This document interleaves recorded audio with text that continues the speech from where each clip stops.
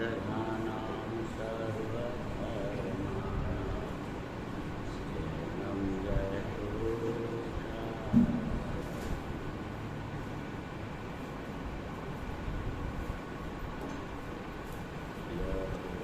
शंकराचार्य ज़्यादा प्रणीत है।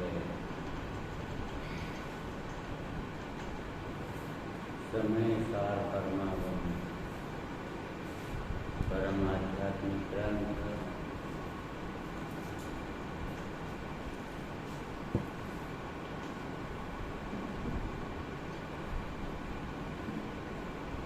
दृष्टि प्रधान है और दृष्टि ही खोलने की ये 320 नंबर की गाथा यहाँ ले रहे हैं, क्योंकि यही सर्वशुद्ध ज्ञान अधिकार की मुख्य गाथा है, या ये कहें कि पूरे समय सार में सर्वश्रेष्ठ गाथा है।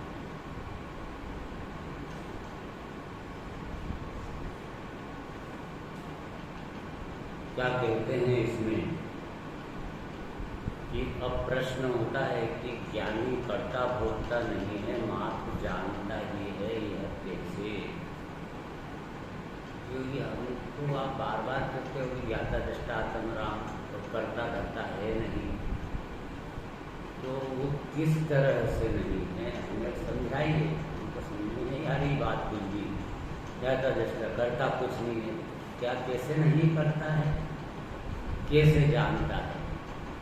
करता नहीं है जो जानता है, कैसा क्या ये इसका स्वरूप क्या है? नहीं तो बातें बात ही रह जाती है और ज्ञाता दृष्टा है, ज्ञाता दृष्टा है, तो मेरे में वो ज्ञाता दृष्टापना प्रकट तो हो ही नहीं रहा। मैं खुद जानने देखने वाला बन नहीं पा रहा, मैं तो करने धरने वाला ही बना हुआ हूँ। तो वह मेरी परिस्थिति कैसे बदले? दयनीय परिस्थिति है, तो अब परिस्थिति महान उत्कृष्ट कैसे हो जाए, उस पर यहाँ पर विचार करते हैं। निष्ठिजैवनाणं अकारयन्तः वेजयं चैव जानय्यवन्दमोक्षं तमुदयं निजयं चैव जुनेत्र क्यों ही ज्ञान नहीं कारक नहीं वेद के रहो जाने ही कर मोदय निर्जरा पंथ क्यों ही मोक्ष को।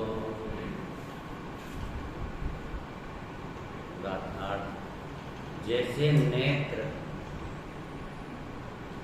दृश्य पदार्थों को करता भोगता नहीं है, किंतु देखता ही है। जो नेत्र क्यों ही ज्ञान, जो से आंखें हैं नेत्र, वैसा ज्ञान है। तो जो नेत्र है वो कुछ करता है क्या? रोटी बना रहा है, भाई रोटी बना रही है, नेत्र क्या कर रहे हैं? देख रहे हैं कि रोटी बना रहे हैं। देखने के काम कर सकता, रोटी बनाए, रोटी बनती हुई को देख रहा है नेत्र। नेत्र रोटी नहीं बना रहा, नेत्र के कोई हाथ नहीं है जो रोटी बनाए, तो वो बुद्धल का परिणाम कोई नेत्र नहीं करेगा, देखेगा सब, देखेगा सब। दुकान चल रही है, ग्राहक आ रहा है, जा रहा है, नेत्र क्या कर रहा है? सिर्फ देख रहा है, न तो ग्राहक को ला रहा है, न पैसा दे रहा है, पैसा ले रहा है, न वस्तु दे रहा है, कुछ नहीं कर रहा। नेत्र तो देख रहा है, कौन नहीं देख रहा?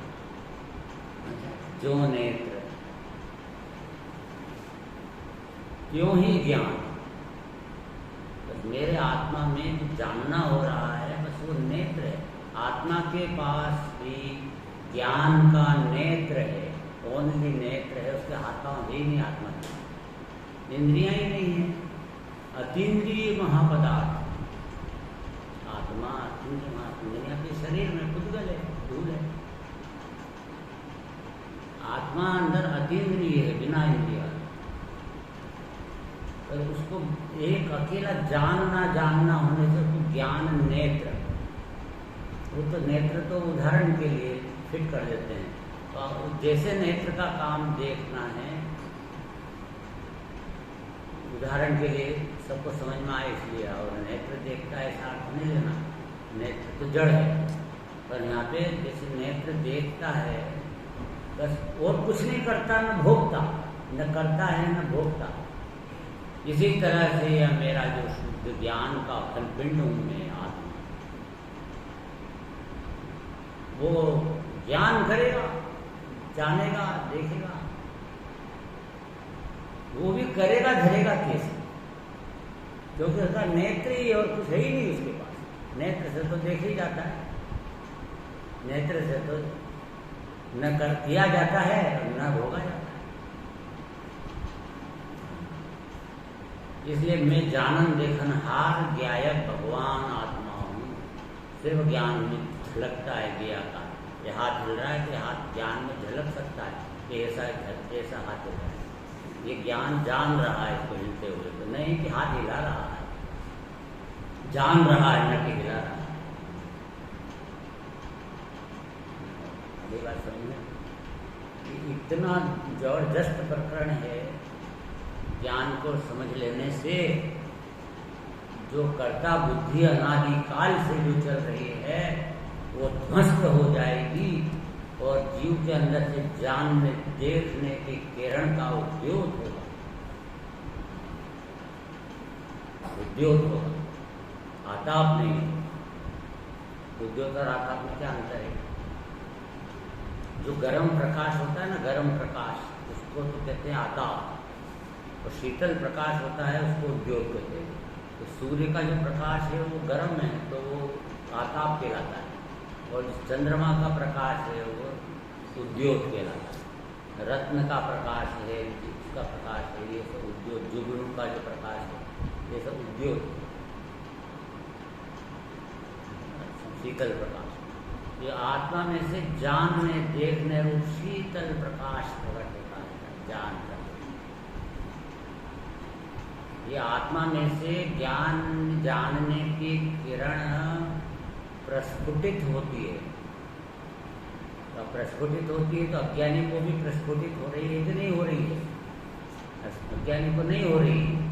क्या बात कर रहे हो? अज्ञानी भी तो जान ही रहा है, पर वो जान रहा है ऐसा वो नहीं जानता। अज्ञानी मैं जान रहा हूँ, मैं जानता ही हूँ ऐसा नहीं जानता। वो ये जानता है कि मैं करता हूँ और मैं भोगता हूँ। इसका अर्थ है कि जानने वाले को नहीं जानता। एक ऐसा एक गाथा ही और कलश आया है 138 नंबर का, उसके अंदर ऐसा आया कि भो अंधा, हे अंध प्राणी।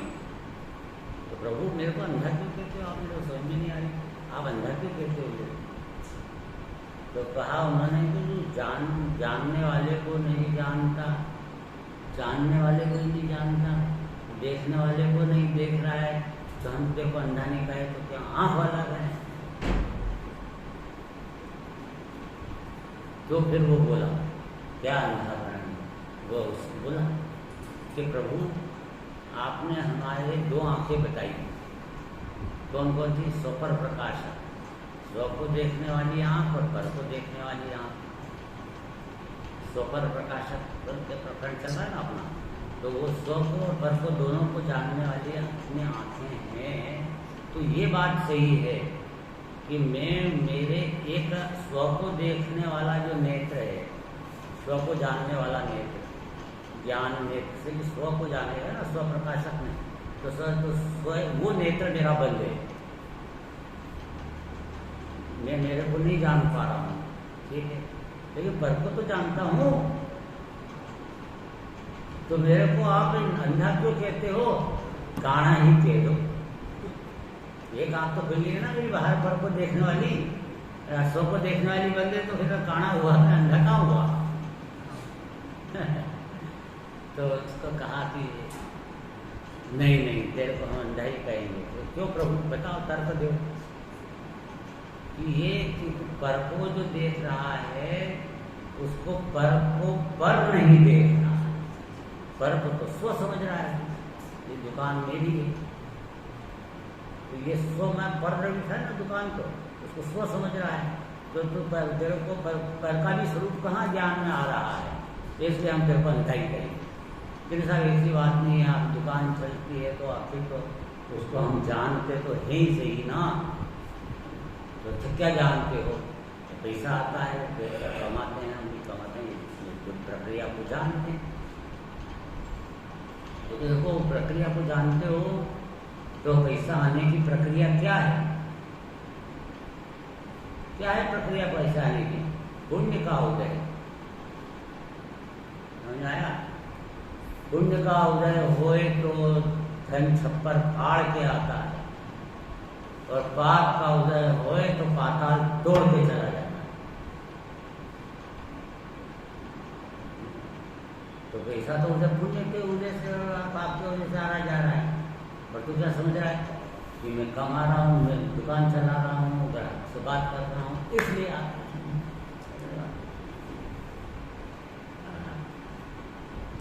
इसका मतलब ये हुआ कि तुझे वो पैसा भी कैसे आता है ये भी तू नहीं जानता, मतलब कि अंधा है, हम अंधा कहेंगे, कैसे देखने वाले को अंधा कहेंगे, वो नेत्र कहाँ खुला है वो कि धन कैसे आता है ये भी तेरे को पता नहीं। तो प्रभु कुछ भी कहो, अब ये हम जो है भगवान जिनेंद्र के दर्शन करते हैं, पूजन करते हैं, तो हम भगवान को देख रहे हैं, तो हमारी पर को देखने वाली आँख तो चालू है ना, पर को देखने वाली आँख नहीं है, तो वो पर को देखने वाली आँख जो जिनेंद्र भगवान की प्रतिमा देख रहा है, यह उनको पता नहीं है कि और पूजन कर रहा है तो द्रव्य इधर से इस थाली से उस थाली में द्रव्य जा रहा है, चढ़ा रहा है, तो ये समझ रहा है कि मैं चढ़ाता हूँ, इधर से मान लीजिए अर्घ ने वो पानी पिसा, मैंने उठा कर चढ़ा दिया है। उस उद्गल की क्रिया को यह जान रहा है कि मैं उद्गल की क्रिया करता हूँ, इसका अर्थ है तो उस क्रिया को भी नहीं जानता कि वह उद्गल द्रव्य स्वयं स्वतः परिणामित होता है, वह उसकी क्रिया वो खुद करता है, वह हाथ अपने आप हिलता है, उसको जिधर जाना है उधर जाता है। मैं आत्मा हाथ नहीं हिलाता, द्रव्य इधर से उधर नहीं चढ़ाता, रोटी के टुकड़े को इधर उठा के इधर अपने अंदर में नहीं डालता, अपने अंदर शरीर के अंदर में भी नहीं डालता, वो अपने आप उद्गल उठता आता है और अपने आप अंदर जाता है। अंदर जाता है क्या, और तो क्षेत्र से क्षेत्रांतर होता है, इसकी क्रिया की शक्ति से होता है, जानता है, समझ में तो कुछ पता नहीं। तो फिर हम अंधा नहीं बोलेंगे तो क्या आँख वाला बोलेंगे? पर को जानने वाली जो आँख है वो भी तेरी बंद है, इसलिए काना भी नहीं कहेंगे, अंधा है। बता दे तो किसको जानता है, तो एक पॉइंट बता दे कि मैं इसको जानता हूँ। न स्व को जानता है और न पर को जानता है, इसलिए कहा भो अंधा, जानने वाले को नहीं जानता, देखने वाले को नहीं देखता, तो अंधा नहीं कहे क्या है।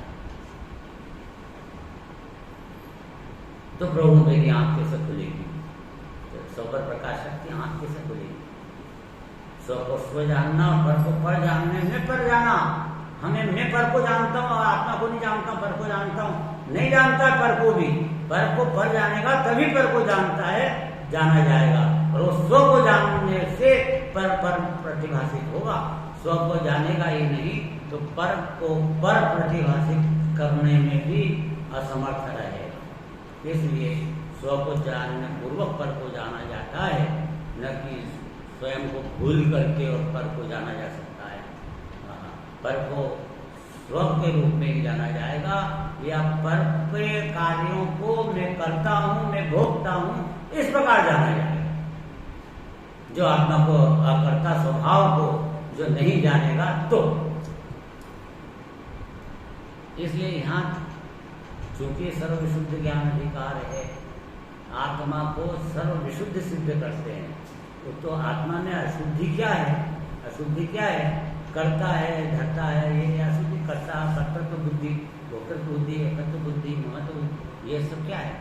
ये सब अशुद्धता है। ये तो सब शुद्धता सिद्ध करना है। मैंने आत्मा अशुद्ध हुआ नहीं, ये अशुद्धता चल रही है परिणति में। वह अशुद्धता आत्मा की सर्व विशुद्धता को न जानने से चल रही है। इसलिए तो सर्व विशुद्ध जान के आत्मा में यह विकार प्रविष्ट हुआ ही नहीं है।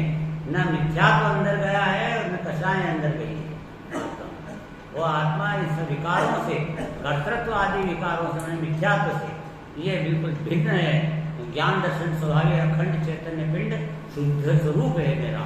इस प्रकार से अपनी सत्ता को जानने से ये जीव के अंदर से वह सर्व शुद्धता को जानने से परिणति में से अशुद्धता मिटती है और शुद्धता आती है। तो उस परिणतियों का काम है। मैं तो सर्व शुद्ध ही हूँ, अनादि अनंत शुद्ध हूँ, मेरे में अशुद्धता आई ही नहीं। अज्ञानी अशुद्ध है कि शुद्ध है? शुद्ध है। देखो, जो शुद्ध जाने आत्मने वे शुद्ध आत्म से मेल वे, जो अनशुद्ध जाने आत्मने वो अनशुद्ध आत्म से मेल वे। जो आत्मा को शुद्ध जानता है वो उसको शुद्धता है। जो आत्मा को शुद्ध नहीं जानता, अशुद्ध जानता है, उसको अशुद्धता है। तो अज्ञानी अशुद्ध है कि शुद्ध है? अशुद्ध है। क्यों अशुद्ध है? क्योंकि अपने को अशुद्ध जान रहा है, इसलिए अशुद्ध है। अपने को अशुद्ध समझ रहा है, इसलिए अशुद्ध है। यथा आपको बता रहे सर्व शुद्ध, हमेशा अनादि अनंत शुद्ध है। तो फिर ये अज्ञानी अशुद्ध कैसे? अनादि अनंत शुद्ध है ना वो वस्तु। तो शुद्ध को जान लेगा कोई दिन, जिस क्षण, उस समय शुद्ध हो जाएगा। शुद्ध को जानते ही शुद्धता बढ़ेगी कि मैं शुद्ध हूँ। ये हो गया शुद्ध। अभी मैं तो शरीर वाला, मैं तो कर्म वाला, मैं तो राग वाला है। तो इस तरह से मानने वाला तो अपने को अशुद्ध ही अनुभव करेगा, शुद्ध नहीं करेगा। इसलिए हमको अपने को शुद्ध जानने के लिए इसको शुद्ध स्वरूप, सर्व विशुद्धता का जो असली स्वरूप है वो जानना चाहिए। और वो 320 गाथा से अपन बराबर जानने की चेष्टा कर रहे हैं। इसमें आ रही है तो टीका में आ जाए कि जैसे इस जगत में है ना, जैसे इस जगत में नेत्र दृश्य पदार्थ से अत्यंत भिन्नता के कारण उसे करने फीरने में असमर्थ होने से नेत्र जो है वो दृश्य पदार्थों को देखा। नेत्र की तरफ से तो एकदम दर्शक दृश्य को देखेगा ना, तो नेत्र दर्शन करता है किसका? दृश्य का, है ना। ज्ञान की तरफ से बोलो, देखो दर्शन का विषय जो है दृश्य। दृश्य तो जगत में प्रसिद्ध है। ये दृश्य है, सीन पूरा दृश्य है ना। और उसको देखने वाला दर्शक, ये भी प्रसिद्ध है। तो वैसा ही देखने की तरफ भी अपेक्षा जानने की तरफ से बोलो तो जो जानने में आता है वो ज्ञेय कहलाएगा, और जो जानता है वो क्या कहलाएगा? ज्ञायक। ज्ञायक छठी गाथा, ज्ञेयों के जानने से ही ज्ञायक नाम प्रसिद्ध है। परंतु ज्ञेय का अशुद्धता नहीं आ जाती। ज्ञान में ज्ञेय कुछ नहीं जाता अंदर। ज्ञेय को जानता है, इसलिए ज्ञेयाकार बनता है उसमें, वह ज्ञेय को जानना कहलाता है। तो वो जो आकृति बनती है अंदर वह पर प्रकाशकत्व तो है। ज्ञेयों के जानने से ही ज्ञायक नाम प्रसिद्ध है। जानने वाला यदि कटु क्या है? देखने वाला यदि कटु दर्शक। देखने की तरफ से बोलो तो दर्शक, जानने की तरफ से बोलो तो क्या है? ऐसा यहाँ पर दृश्य की तरफ से बोलते हैं। नेत्र की बात चल रही है तो वो देखता है। तो पांचों इंद्रियों के विषय है ना, ये तो जानना, लेकिन नेत्र की तरफ से जानते हैं तो कहते हैं कि देखा। कान की तरफ से जानते हैं तो कहते सुना। नाक की तरफ से जानते हैं तो कहते सूंघा। जिह्वा की तरफ से जानते हैं तो कहते चखा। ये सबके नाम अलग अलग है। स्पर्श से जानते हैं तो छुआ। इस तरह से उनके लेकिन ये सब जानने रूप है। जानना ही है, कान से सुना, सुनना क्या है? जानना। ये जो शब्द जा रहे हैं, ये इनका जो ज्ञान हो रहा है, वो लोग कान में ज्ञान हो रहा है कि ज्ञान में ज्ञान हो रहा है? और ये समझना में ये बात कान में जा रही, कान में जा रही है कि ज्ञान में जा रही है? तो ये हर जगह तरह से अज्ञानी, हर तरह अज्ञानी, पूरा मूर्ख बना हुआ है अनादिकाल से। इस जन्म की दुर्घटना नहीं है ये, अनादिकाल से यह दुर्घटना में ही घटित हो रहा है प्रति समय समय समय। इसको वस्तु के स्वरूप का परिज्ञान करना चाहिए और उसके अंदर ये शरीर के, इंद्रियों के, ज्ञान के और देखने के और ज्ञान की खान के, ये ज्ञान कहाँ से प्रकट हो रहा है, जानना कहाँ से प्रकट हो रहा है, इस रहस्य को पहचानना चाहिए। इस जगह है जीव, जानने वाले को जान, देखने वाले को देख। ये क्यों कहा जा रहा है? समझ के होगा, अपने को जानने वाला समझ में आ जाएगा तो अनंत काल जानना चलता रहेगा, केवल ज्ञान चलता रहेगा और कुछ नहीं करना होगा, करने का धरने का काम खत्म। तो अज्ञानी के पास फिर करने धरने का काम कितना काम करना है? दुकान जाना है, कितनी काम नहीं, बहुत काम रहता है दुकान में। तो रोटी बनाना है तो कितना काम रहता है?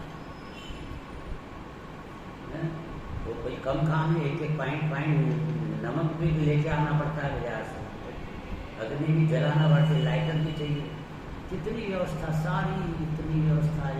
काम इतना काम कर रहे हैं हम, ये कर रहे हैं, यहाँ कह रहे हैं कि तू मूर्ख बन रहा है, तो कुछ नहीं कर रहा है, तू जान रहा है, देख रहा है। जो नेत्र, नेत्र का काम क्या है? दृश्य पदार्थ को देखना।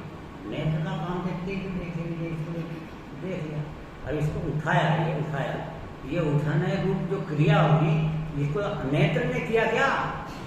कि इसे उठते हुए को दूसरे में देखा, नेत्र ने क्या किया? कितनी सी बात समझ आ गई बात? नेत्र ने क्या किया भाई? सिर्फ देखा।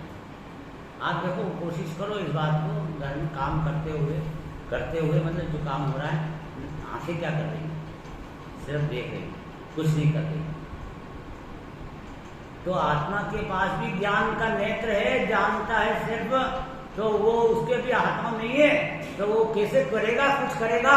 वो भी देख रहा है, जान रहा है। आत्मा मन में, आत्मा मन में, अंग्रेजी में जिसको आय कहते हैं, हिंदी में जिसको मैं कहते हैं, उसे ही संस्कृत में आत्मा कहते हैं।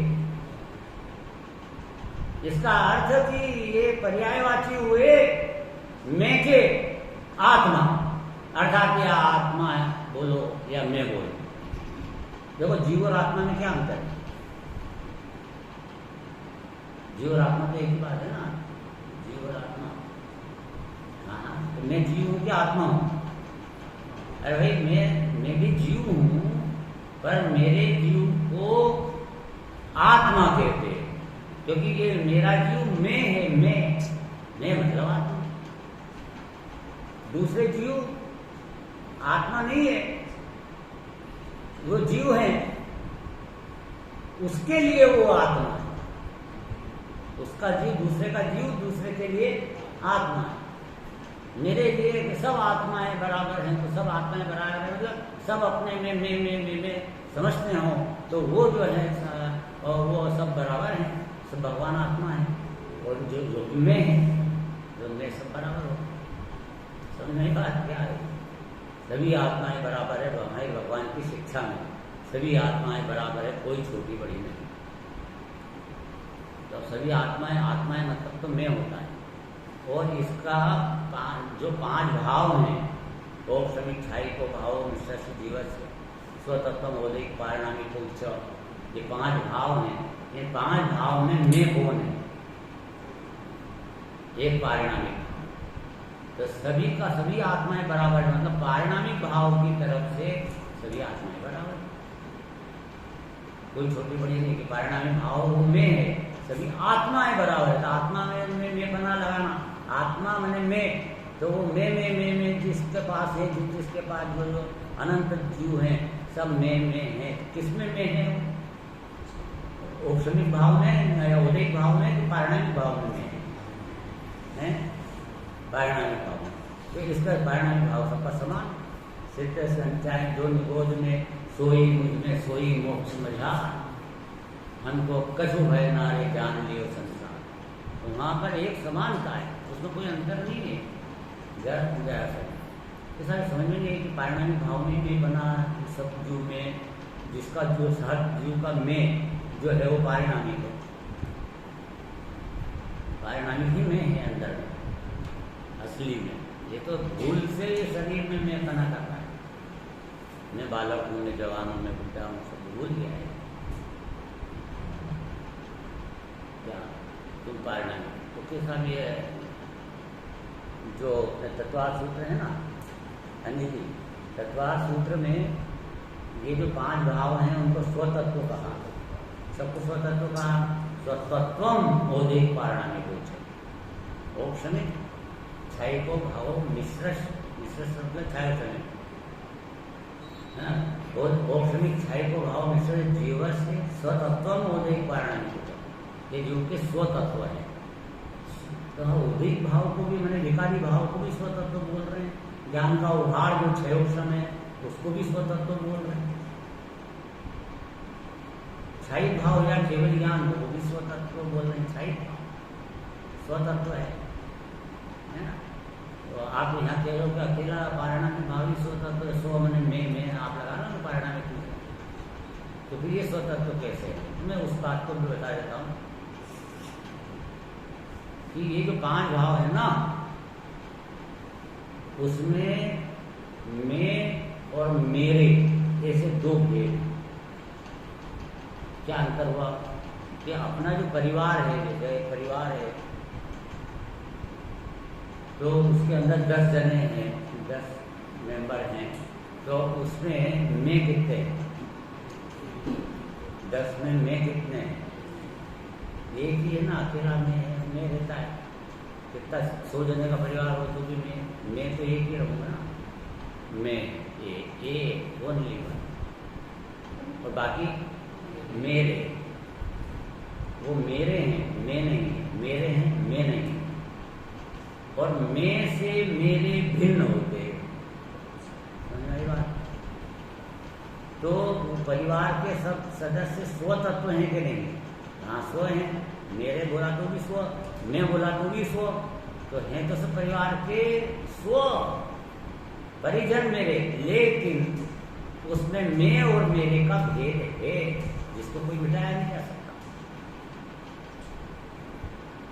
अरे बात समझ। ऐसे मेरी पर्याय और द्रव्य, एकाली ध्रुव द्रव्य और पर्याय।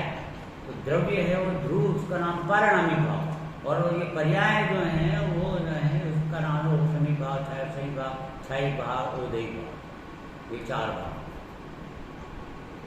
ये सबको स्वतत्व के ये परिवार है पूरा।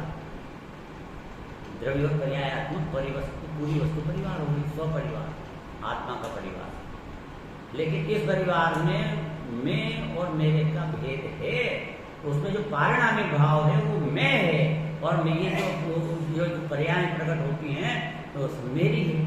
तो मैं से मेरे भिन्न होते हैं, इसलिए मैं द्रव्य से पर्याय में भी भिन्न है। लेकिन मेरी पर्याय है, मेरे बने से लगाओ तो मेरी स्वतत्व है। दूसरे की पर्याय है, कभी नहीं पर्याय।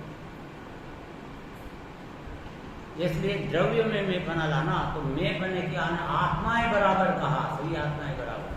निगोद का आत्मा और शुद्ध का आत्मा बराबर है। तो आत्मा मतलब मैं लगाओ पहले, मैं उसका पारिणामिक है। निगोद के जीव का मैं है वो पारिणामिक है, और वो समझता नहीं है, वो चाहे कि ये मैं हूँ, लेकिन एक्चुअल में तो वही मैं है। ये सभी में से सभी द्रव्य, जितने भी जीव द्रव्य सब समान है, कोई अंतर है नहीं। तो यहाँ पर द्रव्य स्वभाव पर दृष्टि पहुंचाना है, पर उस द्रव्य स्वभाव को जानने वाला कहा गया है इस गाथा में, 320 गाथा में। जानने वाला मैंने ज्ञान की पर्याय को सम्मिलित करके बात करना, क्योंकि लक्षण के रूप में ज्ञान काम आता है ना, इसलिए वो उसे मैं जानने वाला हूँ। जानने की पर्याय समझे, ज्ञान की पर्याय के साथ अभेद भगवान आत्मा है। इस प्रकार जानता हुआ परिणमता हुआ भगवान आत्मा ज्ञान भाव से परिणमित आत्मा है, राग भाव से परिणमित आत्मा नहीं है, शरीर रूप से परिणमित आत्मा नहीं है, कर्म रूप से परिणमित यह आत्मा नहीं है। तो यहाँ पर नेत्र वाली बात चल रही है कि नेत्र देखेगा न कि करेगा। अभी आंखों से अपन इसको हटाओ, इसको इधर से हटाओ, आंखों से हटा सकेंगे? आंखें करती नहीं कुछ भी, भाई देखती है, बस देखने का काम ड्यूटी है उसकी, न कि करने की। तो ज्ञान है मेरा, वो देखेगा जानेगा। ज्ञान नेत्र है आत्मा के पास, ये बात ध्यान रखना है। ज्ञान नेत्र है, उसी को अभी उदाहरण देते हैं, तो जानेगा देखेगा। तो भिन्नता के कारणों से करते हैं वेदने, देखो न करेगा न वेदेगा, न करेगा न वेदेगा, मैंने आंखें करेगी भी नहीं और भोगेगी भी नहीं। वेदना मतलब भोगना, तो न करता है और न भोगता है आंखें। और दाल में नमक ज़्यादा है कम है तो आंखें देख लेगी, लेकिन वेदन करेगी क्या? नमक का टेस्ट आएगा क्या? उसको स्वाद आएगा क्या? उसको मजा आएगा क्या? उसका काम सिर्फ देखना है। तो उसे करने, वेदने, भोगने में असमर्थ होने से दृश्य पदार्थ को न तो करता है और न वेदता है। दृश्य पदार्थ को यह नेत्र न तो करता है, न ये दृश्य पदार्थ को नेत्र भोगता है। यदि ऐसा न हो तो अग्नि को देखने पर संदूषण की भांति अपने को, नेत्र को अग्नि का कर्तृत्व जलाना, ये हो जाएगा। ये करने के लिए संदूषण का उदाहरण दिया, इसके लिए देखने के लिए और अकर्ता के लिए और अभोक्ता के लिए वो उदाहरण दूसरा देंगे, वो अभी हाल बताएंगे। अभी हाल संदूषण की बात करते हैं कि यदि ऐसा न हो तो अग्नि को देखने पर संदूषण की भांति। तो संदूषण का मतलब यह होता है कि अग्नि को जलाने वाला पदार्थ, जैसे माचिस की काड़ी को माचिस पे घिसने से अग्नि पैदा होती है, ठीक है। माचिस की काड़ी को उसी माचिस के घिसने से अग्नि पैदा होती है। तो इसको कहते हैं संदूषण। संदूषण एकदम लो निकल के उसके अंदर में, तो ये संदूषण कहलाता है। अब वो जब संदूषण हुआ तो ऐसा नेत्र ने, अपनी आंखों ने क्या उस माचिस को उठाया, क्या उस माचिस के ऊपर केले में लगाया, ऐसा किया क्या?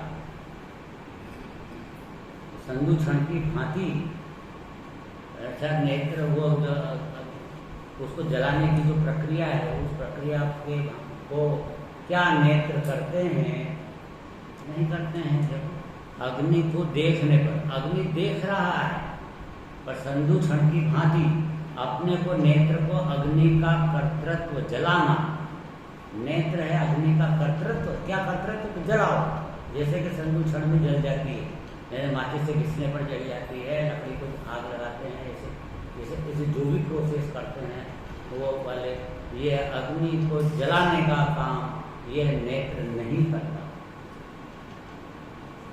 जलाने का काम करता है कि जलते हुए को देखता है। गैस का चूल्हा चालू किया, आंखों ने किया, आंखों ने जलाया गैस को? नहीं जलाया। ये इतनी सी बात ही है बस, कि अग्नि को देखने पर संदूषण की भांति अपने को, नेत्र को अग्नि का कर्तृत्व जलाना और लोहे के गोले की भांति ये अग्नि का जलाना नेत्र नहीं करेगा। ये कर्ता का निषेध किया, नेत्र के द्वारा किया जाता है, करता है, कर्ता का निषेध किया। कर्ता नहीं है, दृष्टा है, देखता है सिर्फ। अब भोगने का अर्थ, और लोहे के गोले की भांति अपने को नेत्र को अग्नि का अनुभव दुर्निवार होना चाहिए। मतलब कि जैसे लोहे का गोला है वो अग्नि में तपतायमान हुआ, आग का गोला लाल पिघल जाता है, जैसा होता है शरीर बन जाता है, होता है जो उसको गला आग में कैसा हो जाता है। तो वो अग्नि का जो गोला है उसके अंदर जैसे अग्नि अंदर में प्रवेश हो गई तो वो प्रविष्ट होकर जैसे वो लोहे का गोला अग्नि को भोग रहा है, अब भेद हो गया ना तो खुद जल गया उसमें, खुद उष्ण हो गया, इसका नाम भोगना। खुद उष्ण हो, वेदन कर रहा है अग्नि का लोहा गर्म हो गया, वेदन कर रहा मतलब भोग रहा है ना। हाँ तो सिर्फ उदाहरण है, भोगना उसमें नहीं होता, लेकिन इस प्रकार का उदाहरण अग्नि किस तरह का वेदन भोगा जाता है कि जैसे अग्नि का गोला लोहे का गोला अग्नि रूप निर्मित हो जाता है और अर्थात अग्नि को भोग रहा है, खुद गर्म हो गया ना ऐसा। तो ऐसा यह अपने को नेत्र या अग्नि का कर्तृत्व भोक्तृत्व की बात चल रही है कि अपने को नेत्र अग्नि का अनुभव दुर्निवार होना चाहिए। ऐसा ही मेरे नेत्र को वो जैसे लोहे का गोला गर्म हो जाता है ऐसे मेरी आंखों को गर्म हो जाना चाहिए, तो फिर मैं भोग रहा हूँ, आंखें भोग रही है माना जाएगा। अगर बात समझ में वह जो है आंखों को गर्म हो जाती है, तो बड़ी बड़ी आंखें लगती हैं, लपटें निकलती हैं, अपन बैठ के दूर से देखते हैं तो क्या आँख गर्म होती है? अग्नि को देखने से आँख गर्म हो जाती है, और वहाँ पे बर्फ की शिलाएँ पड़ी हुई तो क्या आँखें ठंडी हो जाती है? बिल्कुल अलिप्त है, कोई लेना देना नहीं, न गर्म हो जाता नहीं। ऐसी ये जो ये इसका अर्थ है नेत्र गर्म नहीं होते, मतलब कि वो भोग नहीं रहा है अग्नि को, अग्नि का भोगता नहीं बना। लोहे का गोला जैसे आग में जल जाता है, गर्म हो जाता है, ऐसे आँख यदि वो अग्नि को देख रही है उस काल में आग भी जल जाए तो फिर आँख भोग रही है माना जाए। लेकिन आँख को कुछ भी नहीं हो रहा, मतलब तो करता भी नहीं तो भोगता भी नहीं भोग रही, नहीं भोगता तू पेनो ए जर्मनो मर्म, ये है श्रीमद्राजचंद्र जी का है ना। तो यह कहा कि अग्नि का यह दुर्निवार होना चाहिए, अर्थात यदि नेत्र दृश्य पदार्थों को करता और भोगता हो तो नेत्र के द्वारा अग्नि जलनी चाहिए ये करने के बाद, और नेत्र को अग्नि की उष्णता का अनुभव होना चाहिए। अग्नि आंखें गर्म हो जाए तो ये उष्णता का अनुभव हो, तो अनुभव होना मतलब भोगना, अनुभूति भी भोगना है, आत्मा की अनुभूति, आत्मा के आनंद रस को भोगना है। वो आत्मा की अनुभूति करते हैं ना, तो अनुभूति मैंने भोगना है, भोगने में अनुभूति है, समझ में आया?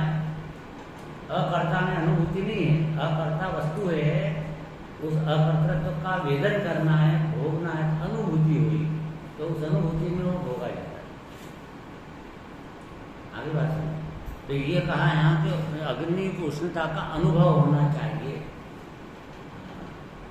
लेकिन तो ऐसा नहीं होता, आंखें गर्म नहीं होती, गर्म को देखने से अग्नि को देखने से आंखें गर्म नहीं होती, मतलब आंखें अग्नि को नहीं भोग रही है, अग्नि का अनुभव नहीं कर रही है, इसलिए नेत्र दृश्य पदार्थ का कर्ता भोक्ता नहीं, अकर्ता अभोक्ता, अर्थात कर्ता नहीं है भोक्ता नहीं। मैं सोच रहा हूँ बिल्कुल अकर्ता अभोक्ता सबको समझ में आ गया होगा, नेत्र के द्वारा बहुत साफ एक नहीं कर रहा है, कुछ भी नहीं भोग रहा है। अच्छा, तो जो नेत्र क्योंकि ज्ञान नहीं कारक नहीं वेदक, जो नेत्र उदाहरण दीजिए, नेत्र को समझा दिया कर्ता अभोक्ता, जो नेत्र क्यों ही ज्ञान, तो ज्ञान भी अपने आत्मा में ज्ञान नेत्र वाला है आत्मा, वो भी कर्ता अभोक्ता है, नहीं करता नहीं भोगता। जो नेत्र क्यों ही ज्ञान नहीं कारक माने वो करता नहीं है तो उसी तरह भोक्ता भी नहीं कारक जो कहा ना, तो नहीं कारक में देखो, नहीं कारक में 6 कारक आते हैं, अकेला कर्ता कारक है नहीं आता। और एक कर्ता से समझा रहे हैं, तो अर्थात वो नेत्र उस पर पदार्थ का कर्ता भी नहीं है, भोक्ता भी नहीं है, कर्ता भी नहीं है, कर्म भी नहीं है, पर पदार्थ करण भी नहीं है, संप्रदान भी नहीं, अपादान भी नहीं, अधिकरण भी नहीं। इसका नाम अकारक है। कारक में 6 कारक लेना है। कर्ता भी कारक है। कारक किसे कहते हैं? कार्य की उत्पादक सामग्री को कारक कहते हैं। कार्य जो भी हो रहा है उसकी उत्पादक सामग्री क्या है? जैसे घड़ा कैसे बनेगा? कर्ता भी होना चाहिए, घड़ा रूप कर्म भी बनेगा, करण साधन भी चाहिए, वो चक्र चाहिए, डोरी चाहिए, साधन चाहिए, कितने सारा करण, संप्रदान, पानी भरने के लिए या बिजनेस का पैसा कमाने के लिए, तो बिजनेस उसका हो गया संप्रदान, या पानी भरने के लिए था तो पानी हो गया संप्रदान। जो कोई भी एक कार्य करना है, घड़ा बनना है, तो उसके लिए कर्ता भी चाहिए, कर्म भी चाहिए, करण भी चाहिए, संप्रदान भी चाहिए, अपादान, वो किस टोकरी में से मिट्टी निकाल करके और घड़ा बनाए, तो वो जो टोकरी है जिसमें से वो ध्रुव वस्तु जिसमें से माल आया है, निकाल के आया है, वो चीज जिसमें से आई वो चीज, वो अपादान है। और अधिकरण में आधार, लोहे की कीली जिसके ऊपर की वो चक्र घूमता है तो वो घड़ा बनता है, तो ये लोहे की कीली क्या कहलाएगी? अधिकरण। अधिकरण में आधार, ये सब कारक लगते हैं। एक तो कार्य होता है, षट कारक चाहिए तो कार्य होता है। तब ऐसे यहाँ पर ये जो एक राग उत्पन्न होता है, इसके पर्याय में उदयिक भाव, राग, तो ये राग को के लिए भी षट कारक चाहिए, तो राग भी एक कार्य है। जैसे घड़ा बनना एक घड़ा कार्य है, ऐसे राग भी एक कार्य है। तो वो कार्य के लिए भी षट कारक चाहिए कि नहीं चाहिए? करने वाला चाहिए राग। किसने करा राग? क्रोध आया, क्रोध किसने किया? करने वाला चाहिए, करता तो होगा ना कोई, षट कारक चाहिए। तो धर्म कहता है कि चाहिए निश्चित षट कारक, बिना कार्य नहीं होगा। लेकिन उस पर्याय में ही उसके षट कारक मौजूद हैं। क्रोध को किसने किया? क्रोध ने क्रोध को, क्रोध के द्वारा, क्रोध के लिए, क्रोध में से, क्रोध के आधार पर बनाया, क्रोध बन गया। पूरा षट कारक तो लगे, पर उसके अंदर तू कारक बन रहा है उसका कि मैंने किया, तू कहां से भी इसमें कारक आ गया? तो षट कारक समझना है तो स्वयंभू समय नियम प्रवचन 16 नंबर की बात, स्वयंभू की बात। षट कारक से परिणाम होता है। विकार के भी षट कारक, बोलो विकार के, रागादि विकारी भाव, और वहां पर निर्विकार के भाव षट कारक बताए। मैंने पर्याय के षट कारक, पंचाष्टिकाय 62 नंबर की बात, पंचाष्टिकाय 62 नंबर की बात। षट कारक पर्याय स्वतंत्र परिणाम, एक एक पर्याय उत्पन्न होती है तो उसका षट कारक होती है। ये भगवान जिनेन्द्र के द्वारा बताया गया मार्ग है। उनको दिख रहा है कि हर पर्याय षट कारक से उत्पन्न हो रही है। जीव ध्रुव परम पारिणामी भाव, भिन्न शांत मूर्ति विराजमान, कुछ भी उसको एक पर्याय को भी करने का बोझा नहीं, अपने आप हर परिणाम होता। जगत स्वयं परिणाम में जब का करता क्या काम, अकर्ता बनाने लाने के लिए ये पूरा प्रकरण चल रहा है। ये देखो, कर्ता कर्म अधिकार में भी यही बात आई थी। अगर वो लाइन पे नहीं होगा तो बहुत टाइम लग जाएगा। कर्ता कर्म अधिकार और सर्वशुद्ध ज्ञान में भी कर्ता बहुत सिद्ध कर रहे हैं। पूरा कर्ता इसको बताया जा रहा है सर्वशुद्ध ज्ञान में। और कर्ता कर्म अधिकार में भी तो कर्ता की सिद्धि की गई है। दोनों में अंतर क्या है? वहाँ पे तो ऐसा था कि मैं आत्मा कर्ता और रागादि भाव मेरे कर्म, ऐसा अनादिकालीन इसका अज्ञान चल रहा है। उस अज्ञान को दुष्ट करते हैं। वहाँ पर उस मोह को, मिथ्यात्व को मिटा। समझ आई ना बात? अपने आत्मा करता और राग आदि भाव, राग आदि अंदर के विकार अपने हो रहे हैं, वो मेरे कर्म है, मतलब करने योग्य है, वो करना। वहाँ पे वो उपादेय मानता है ये करना है, मेरे करने लायक है, ये मेरे लाभदायक है। कौन? विकार करना। ये मैं विकार करूंगा तभी दुकान चलेगी, मेरी इच्छा होगी तभी तो दुकान चलेगी। तो ये इच्छा लाभदायक हुई कि नहीं हुई? दुकान चलाने के लिए, पैसा कमाने के लिए, पैसा कमाने की इच्छा होगी तभी तो पैसा कमाएंगे। तो इच्छा ही नहीं होगी तो कैसे क्या करेंगे? तो इच्छा को लाभदायक मानता है, इसका नाम है कि कर्ता बनना है। उपादेय मानना मैंने करना, ऐसा है। तो स्वामित्व अपेक्षा से कर्ता करना है नहीं, ऐसा चौथा पॉइंट बन। तो स्वामित्व अपेक्षा से कर्ता कर्म को निकालते हैं, वो कर्ता कर्म निकाल। यहाँ पे तो फेरफार करने वाला जो कर्ता कर्म है उसको मिटाते हैं। ये सर्वशुद्ध ज्ञान की।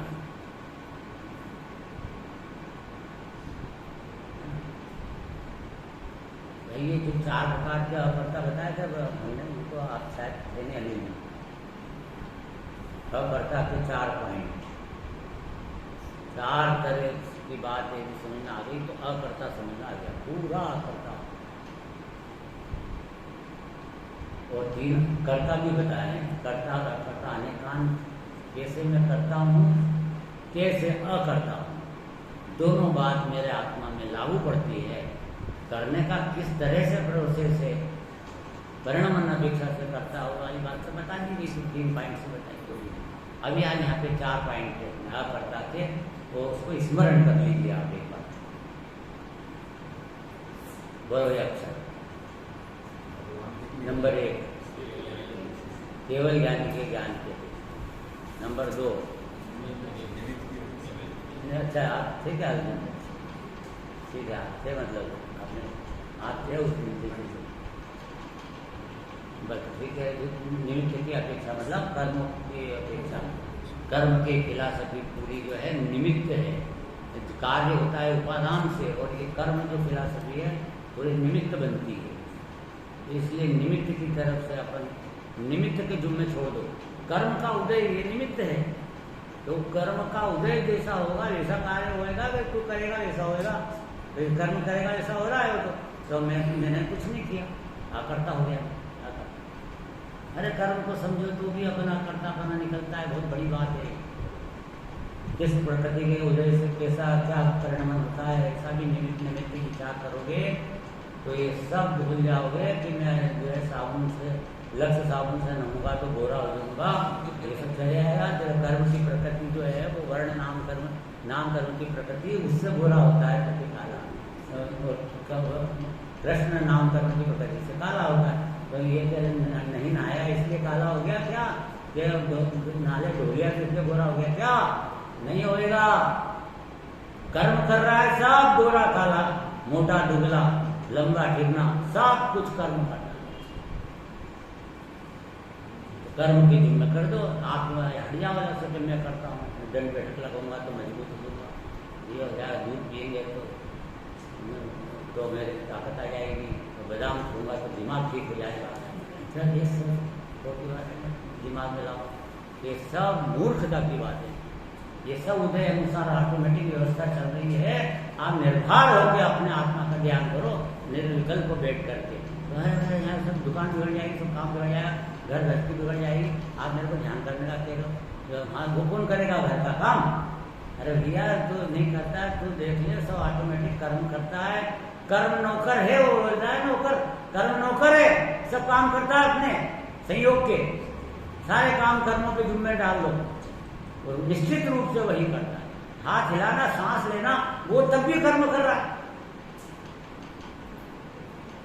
सांस लेने का जो काम है, श्वासोच्छ्वास नाम कर्म की प्रकृति है। वो सांस आ रही है, जा रही है, वो कर रहा है ऑटोमेटिक व्यवस्था। मैं सांस ले रहा हूँ, छोड़ रहा हूँ, ऐसे तू कर्तृत्व को, मिथ्यात्व को हटा दे अपने अंदर से, निर्भर हो जा। ये खुदगल अपने आप परिणाम करता है। उसकी करना कर्ता बुद्धि हद हो गई। यहाँ तो अपनी पर्यायों की कर्ता बुद्धि छुड़ा रहे हैं। अभी ये समूह यहाँ तो उदय भाव तो छोड़ दो, सोमवार निर्जरा मोक्ष इन पर्यायों के लिए कर्ता बुद्धि छुड़वाना यहाँ इस गाथा में देखा ना। मोक्ष को भी जाने ही कर्मोदय निर्जरा बंद क्यों ही मोक्ष मोक्ष तक के में अपने आप प्रकट होगा। मोक्ष भी, मोक्ष के पर्याय को भी मेरे को नहीं करना है। अनंत चतुष्टय मैं उसको करूंगा ना, साम अनंत चतुष्टय में पैदा करूंगा। अरे तू तो ध्रुव बैठा है, भगवान घर तेरे को कुछ नहीं करना होता तो फिर ये मोक्ष कैसे आ जाएगा? अपने आप आता है, सत्कारक से आता है। क्योंकि तेरे को क्या तकलीफ है? नहीं मैं करूंगा तो तू करेगा, फिर तेरे पास तो ज्ञान नेत्र है। मोक्ष को भी तू जानता नहीं करता। मोक्ष प्रकट अनंत चतुष्टय प्रकट है, वो अनंत चतुष्टय कोई जानने वाला ज्ञायक को भिन्न बैठा हुआ है। भगवान में, अरहंत देव में भी ज्ञायक अपने मोक्ष को रूप परिणमते हुए को जान रहे हैं, कर कुछ भी नहीं। इतना करता है तो निर्मल पर्यायों का यह करता बता दिया। मलिन पर्याय कहाँ लगे और मलिन पर्याय का करता बताया। तो ये उद्गल की प्रक्रिया कहाँ लगे? वो तो भिन्न ही द्रव्य है, अपना परिणमन भी नहीं है, वो तो उद्गल द्रव्य है। उसके तो करने के हर तरह से सर्वथा करता हूँ, और उद्गल का भिन्न द्रव्यों का सर्वथा करता हूँ, और अपनी पर्यायों का कथनचित करता हूँ। मैं किसी अपेक्षा से करता हूँ, परिणमन मेरा है, इस अपेक्षा से करता था। और फेर फार करने वाली जो बात है उस अपेक्षा से अकर्ता था। फेर फार नहीं कर सकता, जो आएगी वो आएगी। फेर फार करे सो करता होता है ना, फेर फार करे सो करता। तीन तरह के करता, फेर फार करे सो करता, प्रिय ब्रह्मति सह करता, और एक स्वामित्व अपेक्षा से करता। तो ये स्वामित्व अपेक्षा से करता और मुनि सेठ का उदाहरण लगा लेना, कर लेना क्या। तो मेरे को बहुत मन में ऐसा विश्वास है कि ये करता अकर्ता के जो बोलते चारों के साथ से आप सब अपना चिंतन प्रारंभ करेंगे और अकर्ता भाव से रहकर ज्ञाता बना अपने अंदर में प्रस्फुटित करेंगे, सम्यक ज्ञानी बनेंगे। ऐसी मेरी शुभकामना है। बाकी तो उद्यम अपना अपना काम आएगा, दूसरे को कुछ काम नहीं आएगा। ठीक है, देखिए अभी यहाँ पे कहा और नेत्र को अग्नि की उष्णता का अनुभव होना चाहिए, किंतु ऐसा नहीं होता। इसलिए नेत्र दृश्य पदार्थ का कर्ता भोक्ता नहीं है, किंतु केवल दर्शन मात्र स्वभाव वाला होने से वह नेत्र सबको मात्र देखता है, मात्र देखता ही है। इसी प्रकार जो नेत्र क्यों ही ज्ञान, उसी प्रकार है। क्यों ही मतलब उसी प्रकार, तो उदाहरण था, नेत्र का तो उदाहरण दिया था। उसी प्रकार ज्ञान है अपने आत्मा में, ज्ञान का नेत्र वाला है अपना पदार्थ। तो वह ज्ञान का नेत्र से क्या कर रहा है? क्योंकि ज्ञान भी स्वयं नेत्र की भांति देखने वाला होने से कर्म से अत्यंत भिन्नता के कारण, कर्म चाहे द्रव्य कर्म, चाहे भाव कर्म, चाहे नो कर्म, अत्यंत भिन्न। अत्यंत भिन्न का मतलब समझे ना, अत्यंत अभाव। दो द्रव्यों के बीच में कौन सा भाव है? अत्यंत अभाव। तो यहाँ पे कर्म से, कर्म का उपशम से, कर्म से, कर्म के क्षय से जो जीव में परिणाम होते हैं वो उस कर्मों की अपेक्षा से कर्मों के हैं सब परिणाम। उपशम क्षय हो जाए, चार विभाव भावांतरों से अगोचर, पंचम पारिणामिक भाव कारण परमात्मा में नियम सार 38 नंबर की बात। चार भावांतरों को विभाव का, क्षय भाव को भी अपेक्षा लगाना होगा। वहाँ विभाव का अर्थ विकारी भाव नहीं है, विभाव है ना विशेष भाव। विशेष भाव मतलब पर्याय वाले भाव। चार भावांतर, चार विभाव भावों से अगोचर, औक्षणी भाव, क्षय भाव, क्षय भाव, उदय भाव, उनसे अगोचर शुद्ध पंचम पारणामिक भाव, कारण परमात्मा उसमें वे विराजमान है। कौन कौन? वैराग्य महल के शिखर के शिखामणि, वैराग्य रूपी महल के शिखर का शिखामणि है, जिनका वैराग्य प्रचुर टॉप पॉइंट पे चल रहा है। टॉप पॉइंट है ना, शिखामणि टॉप पॉइंट है ना वो शिखर, शिखर से भी ऊंचा कलश, कलश के ऊपर भी मणि लगी रहती टॉप, तो टॉप पॉइंट पे पहुंच गया ना वो। वैराग्य रूपी महल का शिखर का शिखामणि, तो वैराग्य रूपी जो महल है, वो महल जो है वो तो चौथे गुण स्थान में बन जाता है। चौथे गुण स्थान में वैराग्य प्रकट होता है। नियम सार में बहुत अमृत तुल्य ग्रंथ है, वो तो महान है। सीधा आत्मा की अनुभूति करो, ऐसा है हर क्षण।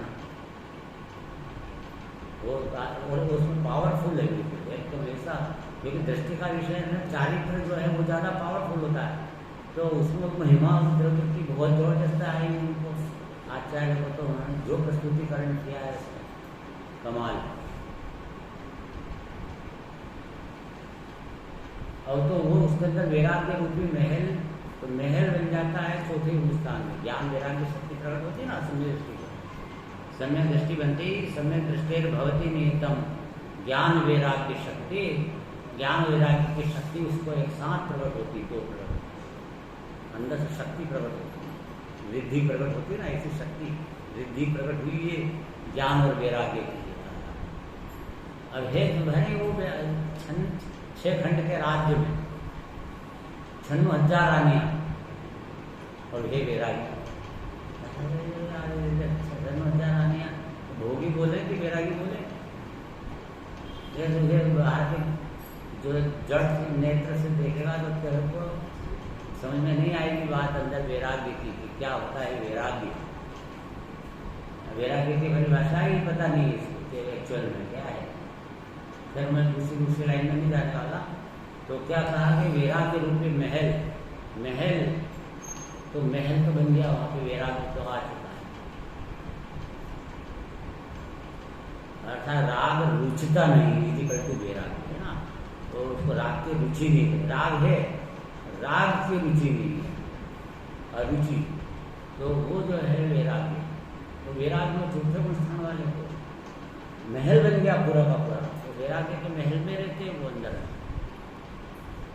और वैराग्य महल के शिखर, ये शिखर में बना वो 5वां गुण स्थान हो गया। वैराग्य का महल चौथा गुण स्थान, वैराग्य के महल पे भी शिखर लग गया पंचम। और उसके बाद शिखामणि मुनिराज, और वो शिखर बन गया 6ठा 7वां गुण स्थान।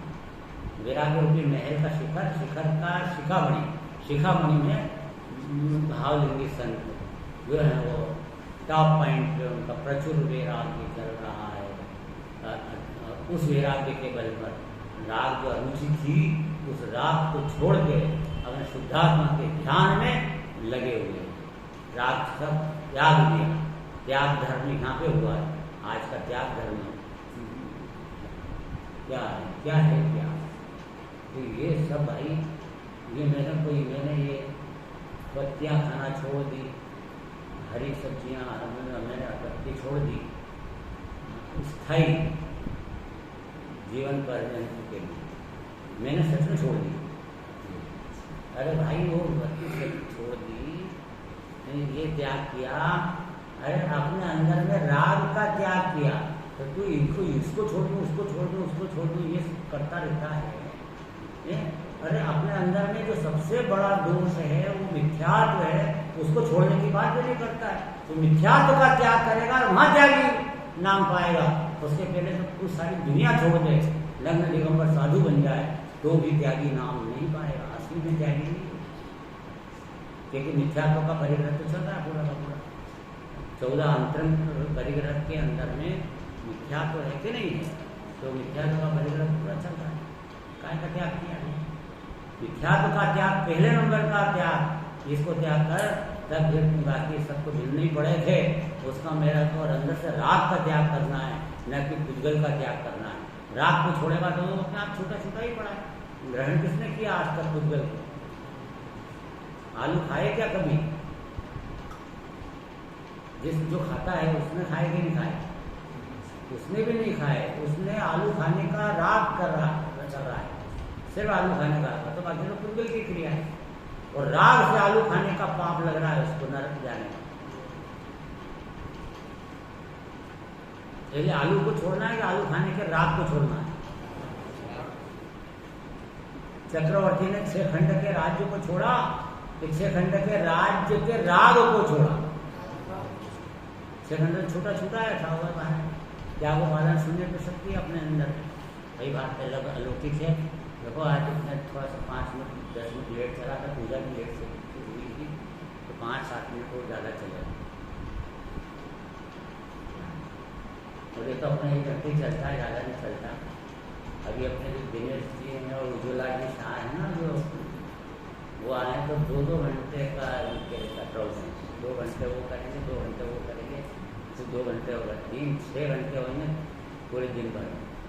और तुम्हारे बैठने की ताकत हुई तो बुलाओ, नहीं तो मत बुलाओ। तो उनका नियम है, नियम है वो। ऐसा थोड़ी कि तुम्हारी गरज है तो कि आ जाओ जी, आ जाओ, ऐसा थोड़ी। मेरा गरज बनाओ, तब बुलाओ तो हम आ जाएंगे, सबसे नहीं आने वाले। ऐसा उनका है दृढ़। 2-2 घंटे बैठिए, बैठ सकते हो बात। हाँ, फिर अपने को कितना 2 घंटे मैं तो नहीं करूँगा कसर तुम्हारी इतनी ज़्यादा, लेकिन मैं बचूँगा 1 घंटे। उसका आप चिंतन करो 24 घंटे, न कि 1-2 घंटे।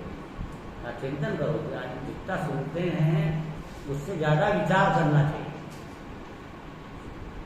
और उस अनुभूति का प्रयत्न, उससे अनंत गुना प्रयत्न अनुभूति का करना चाहिए। विचार को भी छोड़ के अनुभूति में प्रणमने का अनंत प्रयत्न करना, ये दिशा में जाओ, तो ये करो। ये क्या कहते हैं, सबको मात्र देखता ही है, इस प्रकार ज्ञान भी स्वयं नेत्र की भांति देखने वाला होने से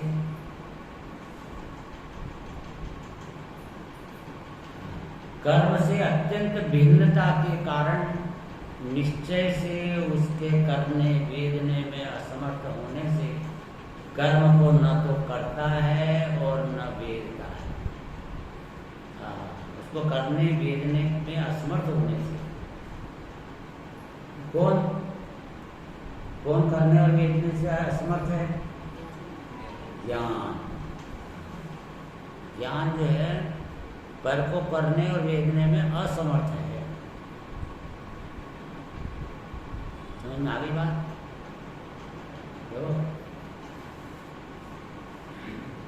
जो सेठ सुदर्शन प्यारा रानी ने फंदा डाला, शील को नहीं भंगा, सूली पर चढ़ते देखे। मोक्ष के प्रेमी हमने कर्मों से लड़ते थे। तो वो वहाँ पे ध्यान करते थे, स्मशान में जाके सुदर्शन मोक्षगामी मोक्षगामी जी थे। तो उनका वैराग्य था ही, ध्यान करते थे, नग्न होकर ध्यान करते, स्मशान में से जाए तो ध्यान में बैठ जाते हैं। तो फिर तो अब वो क्या हुआ कि तो रानी ने उसको देखा, तो अब उसका खूबसूरत, और वो तो अभी तो भगवान बनने वाला है, जो तो वज्रेश्वर नारायण शरण शरीर रहता है, शरीर वज्रेश्वर नारायण शरण का। तो वो रानी ने उनको उसके मुखार को ऐसा विशाल शरीर, तो उसने कहा कि कुछ भी हो, तो वो उसके पास गई और कहा कि मैं आपके साथ भोग करना चाहती हूँ, ये सब। तो उसने कहा मैं तो नपुंसक हूँ।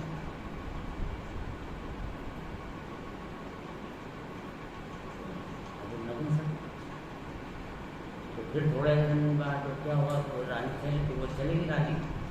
थोड़े दिन बाद वो निकले घर से तो साथ में उनके बच्चे दो तीन बच्चे साथ में थे, जो भी थे। तो इनने तो मेरे को कहा था कि नपुंसक है, ये बच्चे कैसे हैं? तो झूठ बोला इन्होंने, झूठ बोला। जब ये झूठ बोला तो फिर गई कि आपने झूठ बोला, आप धर्मात्मा झूठ गिराकर झूठ बोलते हो। कि झूठ नहीं बोला, सच्चा बोला, सच बोला। मैं अपनी पत्नी के लिए नपुंसक हूँ, सारी दुनिया की सब स्त्रियों के लिए नपुंसक हूँ। बोला आई बात समझे? ये तो मेरी समझदारी है, झूठ नहीं है। सारी दुनिया के लिए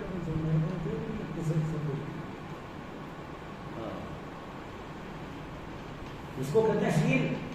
जो तुम झूठ समझ रहे हो, मैं शील का पालन करना, कितना बड़ा अंतर है ना बात। ऐसा ये यहाँ पर क्या है, कहा कि पर को देखने जानने वाला जो ज्ञान है, तो कहना कि पर को जानना, पर का कार्य करना और पर का भोगना, ये दो काम भोगना, ये ज्ञान कर सकता है क्या? तो फिर नपुंसक हुआ, असमर्थ निकला ना यहाँ कि पर उसके करने वेदने भोगने में असमर्थ होने, तो असमर्थ करना भोगना, तो ज्ञान तो नपुंसक हो गया। इसका मतलब तो पर का कुछ भी नहीं कर सकता, पर को भोग भी नहीं सकता। तो झूठ बोल रहे हो आप। अनुभूति करने की बात तो करते हैं यहाँ पे, जैसे धर्म आत्मा का अनुभव करता है, आत्मा को भोगता है, आत्मा को भोगता है। तो न करो तो करना भोगना समर्थ कर। अरे भाई समर्थ तो पर का करना भोगना असमर्थ है। यहाँ पे तो स्वतः निर्मल पर्याय का भी अभिप्राय लगाना है, लेकिन एक अपेक्षा है कि वहाँ पे आत्मा के अपने ज्ञान आनंद का भोगता है। ज्ञान अपने ज्ञान का, अपने आनंद का, अपने लिए मैं अपनी पत्नी के साथ में नपुंसक हूँ, मैंने अपने स्वरूप की अनुभूति करने के लिए मैं समर्थ हूँ, लेकिन पर द्रव्य के पर्यायों की अनुभूति करने में नपुंसक, असमर्थ। ये ऐसी बात समझना। और किंतु केवल ज्ञान मात्र स्वभाव वाला, जानने वाला स्वभाव वाला होने से कर्म के बंध को तथा मोक्ष को और कर्म के उदय को तथा निर्जरा को मात्र जानता ही है। ज्ञान रूप से परिणमता हुआ भगवान बैठा हुआ है और पर्याय अपने आप उत्पन्न हो रही है, उत्पन्न हो रही है, और मलिन पर्याय हो रही, निर्मल पर्याय हो रही, जैसी भी हो रही। मैं तो ध्रुव जानने वाला ज्ञान में झलक रही, करना धरना कुछ भी मेरे को नहीं, मोक्ष का भी करना धरना नहीं हो रहा है। मोक्ष में भी वो भगवान आत्मा ऐसे बैठा हुआ है, शांत मूर्ति, और उसके आश्रय से परिणति उत्पन्न हो रही, निर्मल पर्याय। करे कौन? मोक्ष को भी करे कौन? ऐसे ही अपन ने यथा का टीका से भावार्थ समझा है। जय